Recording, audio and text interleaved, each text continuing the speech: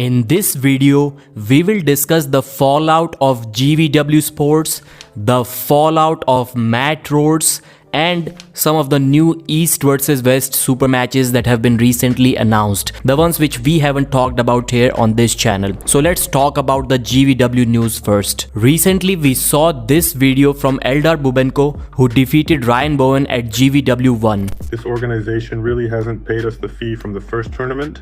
They did pay for our travel and accommodation at the time, so everything was quite up to standard. But for more than a week now, we've basically been ignored.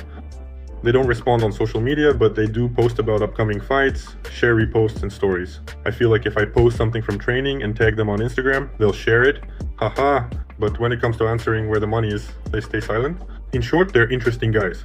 Honestly, I think they've damaged their own reputation. Gennady honestly is acting really poorly.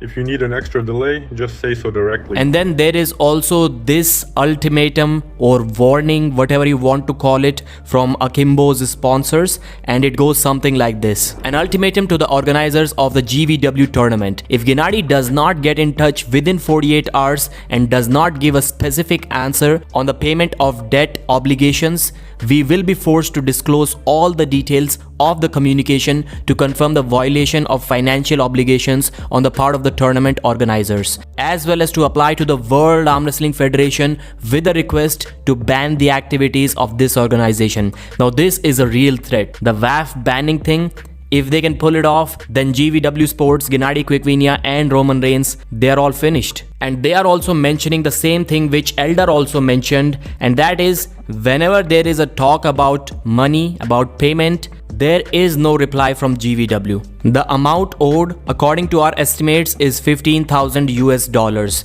We asked athletes affected by non-payment of fees to make a repost of this information in their channels. We also ask readers to spread the information to maximize the publicity of the situation. And another thing which the athletes and fans are mad about is that they're already announcing the next event. They're already announcing the super matches for the next event before paying the athletes from the first one. Ryan Bowen was also being questioned because he is still heavily promoting GVW. He is going to compete at the second one as well. And surprisingly, his contract, or if there was a contract, it wasn't even about any payment at all. Ryan's accommodation and flight expenses were covered, and for that, he competed there, he arm wrestled, and he commentated. His channel also hosted the pay-per-view event, which he obviously didn't charge anything for, but I know for a fact that some of the subscribers do let the recurring payments happen, so he's surely going to get some money from there. We've all been hearing some rumors about the GVW athletes not getting paid, but I'm yet to hear someone come out and publicly say that he got paid.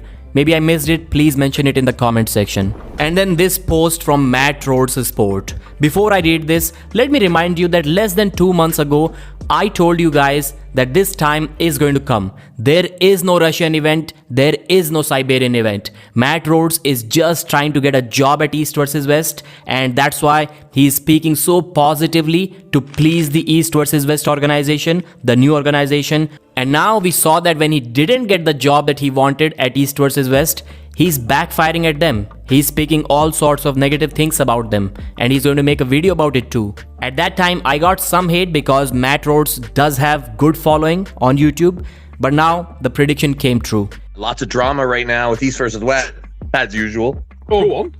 Just the whole stuff with Brian fucking slagging him, and I think I've averted Matt Rhodes doing the same. I think talked Matt Rhodes down. He was going to do the same thing.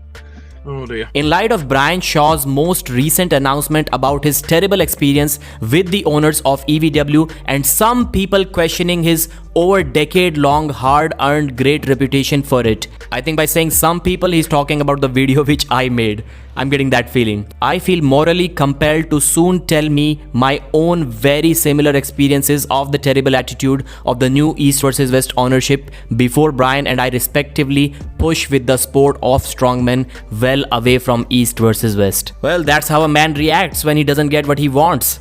He wanted the Siberian Parsho, East versus West event, he wanted the Devon Vitali match. Now it's not happening and he's obviously pissed off. And then this comment, yes, I strongly backed them, the sport staying together in one place during the Engin scandal. I had no idea what they were like at that time and I believed in supporting everyone until they give you good enough reasons not to. So the good enough reason that Matt is talking about is that Germany was offering a much better venue deal than the Siberian Power Show to East versus West. That's why they are moving to Germany and not to Siberia. And as somebody mentioned in the comment section of a Reddit post, we saw how difficult it was for Larry Wheels to go into Russia and train with Andrei Smaev. It could have been the same for everyone else too. So maybe it was a smart decision to not go there. And you can see in the comment section that now people have started to see through this good guy persona. I'm not saying he's a bad guy, but he pretends that he's not in it for himself. He's not trying to get some benefits, some profits. He's not trying to get a job, which he obviously is.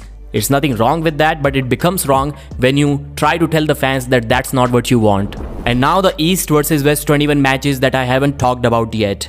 I mentioned yesterday that Yordan Sonev is in big trouble against Evgeny Prudnik, and people quickly reminded me that Yordan did really great against Devon. It can be a bad day for Prudnik. I don't think so.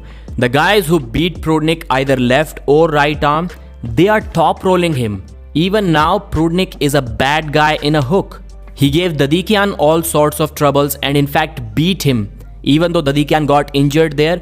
But the first round was really difficult for Dadikian to pull through Evgeny's hook. Yordan has no other option but to hook Evgeny. That's why I think he's in trouble. Then Daniel Prokopchuk got his rematch opportunity against Mindaugas Teresaitis. Unfortunately, it's too late, so it's not a title match anymore. If it happened right after his loss, he could have maybe reclaimed the title if he won, but regardless, he would like to avenge that loss. And also we had the Mayan Stringus versus Jason Merlo super match.